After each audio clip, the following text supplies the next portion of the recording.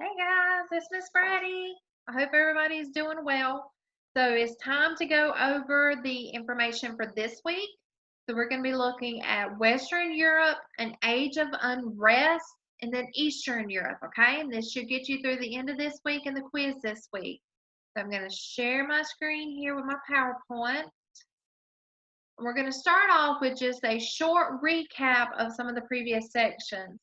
So remember, the Crusades were journeys to the Holy Land. You had people from Europe who were going to the Holy Land to try to free it from Muslim control. All right. Then you had the Fertile Crescent, was the cradle of civilization because early civilization began and grew here. The Fertile Crescent had sufficient water, good soil, and warm climate. The government of the Greek Empire was the city-state. And then what brought the Middle Ages to a close was the Crusades, interest in learning, and prosperity of the merchants. Look at Miss Brady making spelling mistakes here. There we go. All right. Sorry about that. All right, so that is our recap of previous sections. So now let's look at Western Europe. You've got a couple of vocabulary words.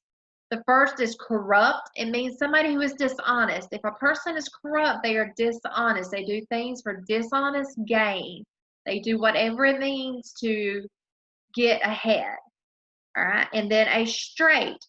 This one's not misspelled. This is a strait. It's a geographical feature. It's a narrow channel between two larger bodies of water. All right. So let's get on in here. All right, so Renaissance, the period of Renaissance means rebirth or awakening. After the Dark Ages and the Middle Ages, the countries of Europe experienced a rebirth or reawakening. The Renaissance brought new freedom and learning. New freedom and learning during the Renaissance has been a foundation for America's freedom of thought and religion.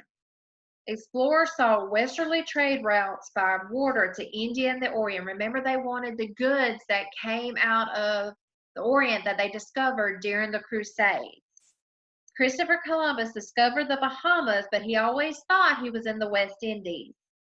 Colonies were established in North America and South America by Portugal, Spain, England, and Italy. In 1497, Vasco da Gama found a water route to India. He sailed around the southern tip of Africa. Ferdinand Magellan sailed the first voyage around the world. His crew and his ships made it all the way around the world, but he actually did not. He died during the middle of the journey. The Roman Catholic Church had grown very strong during the Middle Ages. Faith in God in the church was very important to the rich and the poor. Many good people served in the church. Some clergy, however, had corrupted the practices of the church. During the Renaissance, some men encouraged new freedom and religion for all men. A Catholic priest named Martin Luther left the Roman Catholic Church. Luther believed that an individual could do the following for himself spiritually: ask forgiveness, receive salvation, read the scriptures. You should remember Martin Luther from class. We watched the Torchlighter video about him. All right, so this awakening led to a reformation or reforming of the church. Reformation means to reform the church. Luther's and others like him became known as Protestants because they protested the corrupt practices of the church. John Calvin, who was another Protestant, founded the Reformed Church. Protestant John Knox formed the Presbyterian Church. During the Renaissance, people began to feel that men had the right to govern themselves. King John of England signed the Magna Carta. The Magna Carta was a document that guaranteed certain rights and privileges to all people. The Renaissance or rebirth ended in Europe at the close of the 16th century. It was followed by a quiet period in Western Europe of colonization and trade. This means just a period in Western Europe where people were trading, people were colonizing new places, but there wasn't a lot of upheaval, a lot of major changes taking place. But that does come to a change when the Industrial Revolution began in the 18th century. So you had about 200 years there of just quiet, rest, colonization, and trade. And then the Industrial Revolution began. New power sources and new inventions allowed industry to expand. With new power, industry could manufacture more products for trade. Let me Switch slides here. Okay, I'm sorry about that. That'll give you a little bit more of the information here that I'm talking about. All right, so new energy sources were coal, steam, and electric power. Steam power brought changes to the textile industry and transportation. The Industrial Revolution, 5 countries were affected the most by the changes in growth in industry. These countries were France, Germany, Belgium, the United States, and England. England, however, became the center of the Industrial Revolution in Western Europe. In many ways, the Industrial Revolution brought a better way of life to England. People could buy more good products at a lower cost. Factories created jobs for people and trade increased. All right, I'm going to switch over to the next slide. Remember, if you need more time, just pause the video and write down the facts, okay? All right. The Industrial Revolution also brought some negative effects to the way of life.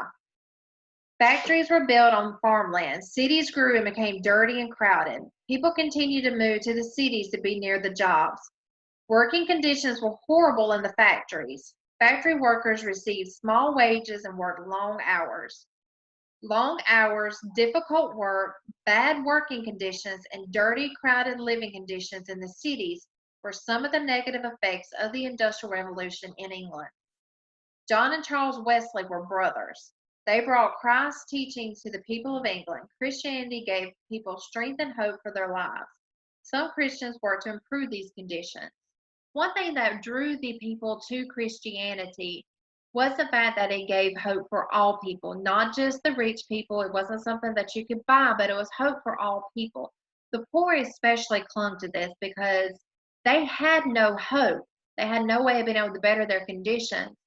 So when they learned of Jesus Christ and his salvation, that he could give them hope, they clung to that.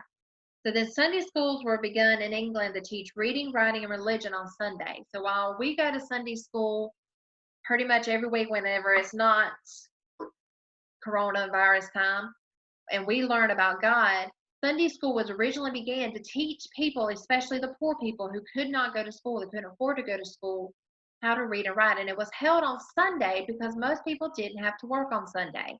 So they had plenty of time then to be able to learn to read and write and be able to better themselves. And at the same time, they were also learning the Bible and learning facts about God.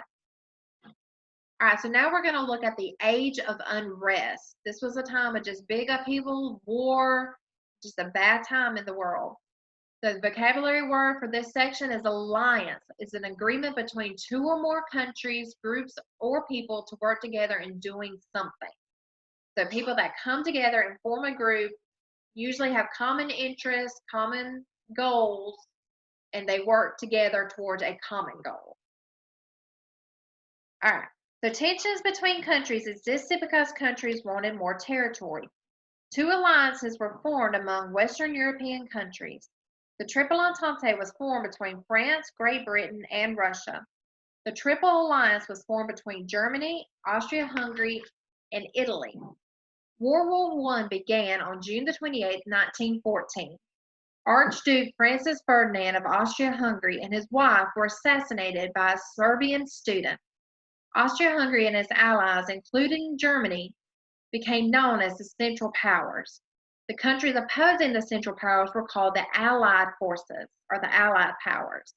The United States fought along the Allied Powers. So the United States were a part of the Allied Powers. The war ended on November the 11th, 1918, when the armistice was signed. The Allied Powers had defeated the Central Powers.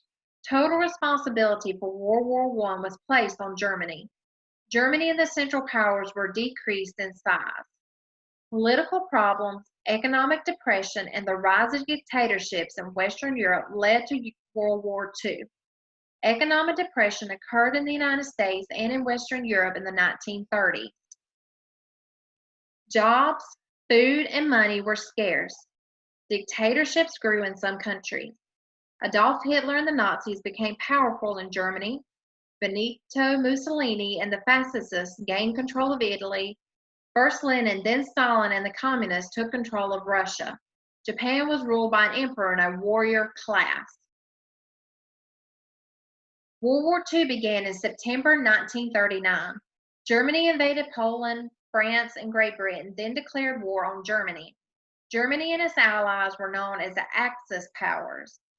Great Britain and her allies were called the Allied powers. The United States supported the Allied powers with money and supplies. Then Japan attacked the United States fleet at Pearl Harbor on December the 7th, 1941. The United States declared war on Japan. The United States then joined in actual combat in World War II. World War II ended in Europe with Germany's surrender on May the 8th, 1945. Japan surrendered on August the 10th, 1945. Germany was divided into 4 parts governed by Russia, France, England, and the USA. Russia's part became known as East Germany. England, France, and USA's part became known as West Germany. The United Nations was formed after World War II. Delegates from all over the world met together. The delegates discussed political, monetary, health, and agricultural problems of the world. All right, so that is all for our age of unrest. So next we're going to look at Eastern Europe. There wasn't any vocabulary for this section, so we'll jump right on in. The Roman Catholic Church was important in Western Europe. The church of early Eastern Europe was the Orthodox Church. Communism became the type of government in most of the countries of Eastern Europe from about 1945 to 1989. 3 beliefs of communism are a classless society, meaning you don't have upper class, lower class, middle class. Everybody's all on the same level. All business, industry, and control of money belong to the government. You can't start a business, end a business, everything is controlled by the government. The people have no power. And also another part of the beliefs of communism is there is no God. So that goes against everything that we as Christians believe. Lenin and Stalin were communist leaders of Russia. Lenin formed the world's first communist government and withdrew Russia from World War I. Lenin created the Union of Soviet Socialist Republics, or the USSR. Joseph Stalin succeeded Lenin. Stalin's goal was to build an industrial nation. His plan was called the 5-year plan. Under this plan, industry and farmland were controlled by the government. People had few freedoms. Workers received small wages. Stalin used secret police to keep the citizens in line. Another Soviet leader, Mikhail Gorbachev, began to give the people in the USSR and in Eastern Europe more freedom in the late 1980s. They used their new freedom to end communism. Communism was ended in the Soviet Union in 1991. At the same time, the Soviet Union split into 15 new nations: Russia, Estonia, Latvia, Lithuania, Belarus, Ukraine, Moldova, Georgia, Armenia, Azerbaijan, Turkmenistan, Uzbekistan, Kyrgyzstan, Tajikistan, and Kazakhstan. Communism in other European countries. Communism became the form of government for the other European countries after World War II. All the nations of Eastern Europe threw out their communist governments as soon as the Soviet Union stopped using force to keep them in place in 1989. All right, and then just a short little recap of this week's lessons, and I'll be done. So the dictators we talked about were Hitler, Stalin, and Mussolini. Hitler was Germany, Stalin was Russia, and Mussolini was Italy. The communist plan to industrialize Russia was the 5-year plan. The form of government in Eastern Europe from 1945 to 1989 was communism. Part of the communist belief was a society with no classes, meaning no upper, lower, middle, none of those classes. An organization formed after World War II was the United Nations. Section of Germany governed by Russia following World War II was East Germany. And then the section of Germany governed by France, England, and USA was West Germany. So that is our lesson for today. I hope this helps you. Pause the video as you need to be able to take your notes. You can take the notes as you need it, use it on your quiz, use it on your test in a couple of weeks. And it was good to see each of you, and hopefully I'll see you tomorrow during our Zoom call. Let me get back. Stop sharing my screen. Let me get back over here. Thanks, guys. See y'all tomorrow.